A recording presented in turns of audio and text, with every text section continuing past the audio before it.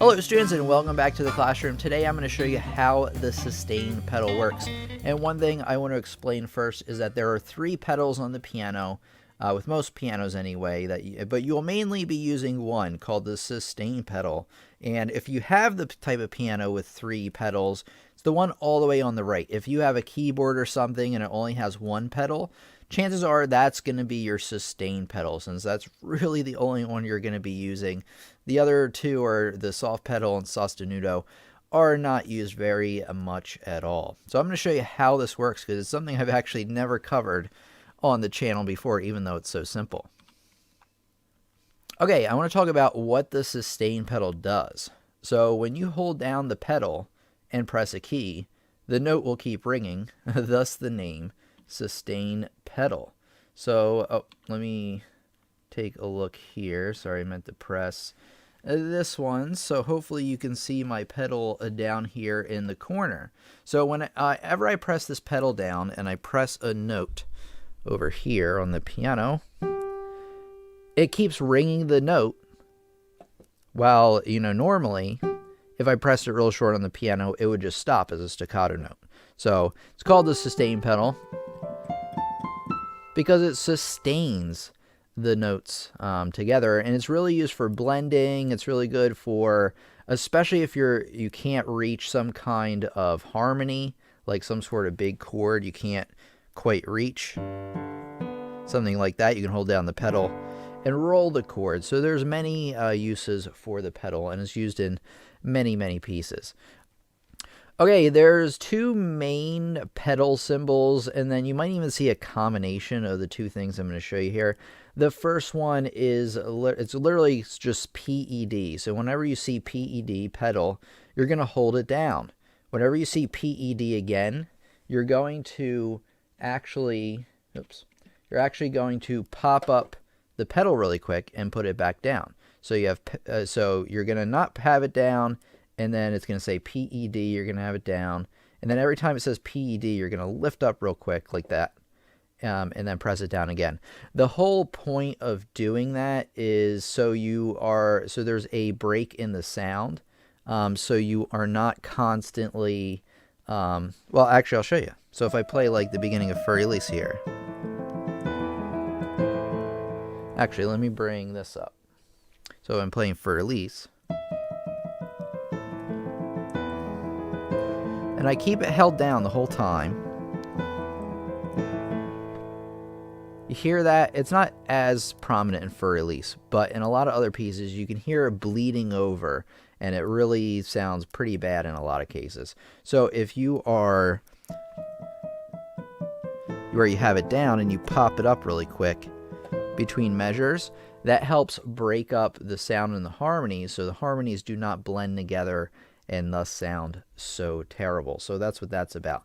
When you see the star, the little star at the end there, I'll bring it back up here on the screen, that means you are actually just going to lift up your foot until it says PED once again.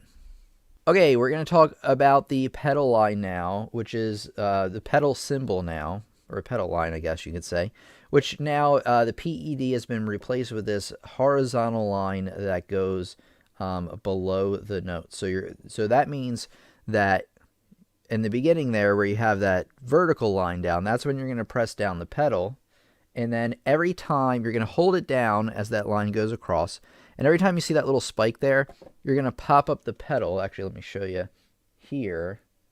Oh man, hold on. I'm all out of sorts today, but here we go. We got it.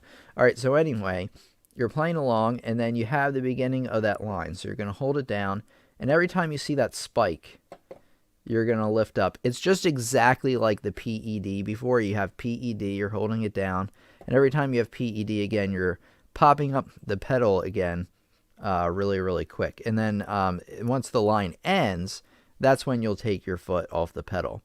Another quick tip I have for you, I'm going to bring this up now so I don't forget, is you do not want to, actually, you don't want to do it the way I did it, where you have your foot on the pedal, and then you take it off, and then you put it on again.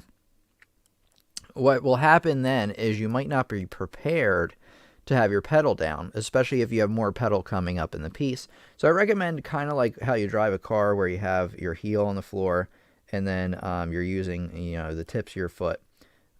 It also helps really to have shoes on. It hurts to use the pedal without shoes. So anyway, you want to kind of just have your foot hovering over it with your heel on the ground and then using it just like you would like a gas pedal. Although I understand that not every student in attendance has used a car. Or you might not use a car the same way. All right, and that's basically how it works. So line horizontal across, you have it down. Spikes, you pop it up. And that's exactly how it works. So if I'm playing, actually I practiced this piece ahead of time. This is like an example here. Let me see what I can do. So let me take a look at this so I can play it for you. Show you how it's done. All right, here we go.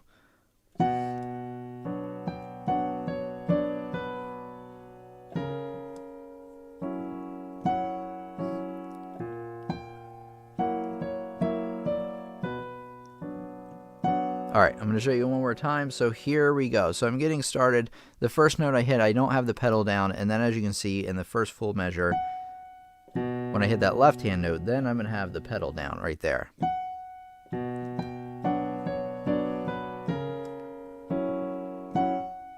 And then the beginning of each measure, where that spike is, I'm going to pop it up really quick, but then right back down. So that's how they both work the exact same way. That's how the two cymbals work. All right, let's take a look at what we have next. I want to talk about what if there is no cymbal, which happens a lot. And some music doesn't require pedal, like a lot of Bach. You want to use pedal very lightly, if at all. But sometimes there's no pedal markings when you should be adding some sort of pedal, or maybe you want to add pedal. The general rule is that if there's no markings, is to use the pedal during legatos and when notes are meant to be blended together. So little to no pedal with staccatos, right? Since the whole point of that is to play the notes short, and that kind of defeats the purpose. Because, right, I can play staccato, or I can play, well, it's like, well, that doesn't really sound much different with the pedal down if I just play the notes longer. So use it where it makes sense. Legatos, you're really supposed to be blending the notes together anyway to create those melodic lines. So use it where it makes sense. You want to lift up the pedal every chord change. This is very important. So if you notice when we were talking about the lines and the spikes going up, those usually happen 99% of the time whenever a chord changes. So you'd have it down here, and now you're going to pop up right here. Oh wait, I guess I should show you what I'm doing, right? So if I'm playing Für Elise, wait, hold on. So I'm playing Für Elise.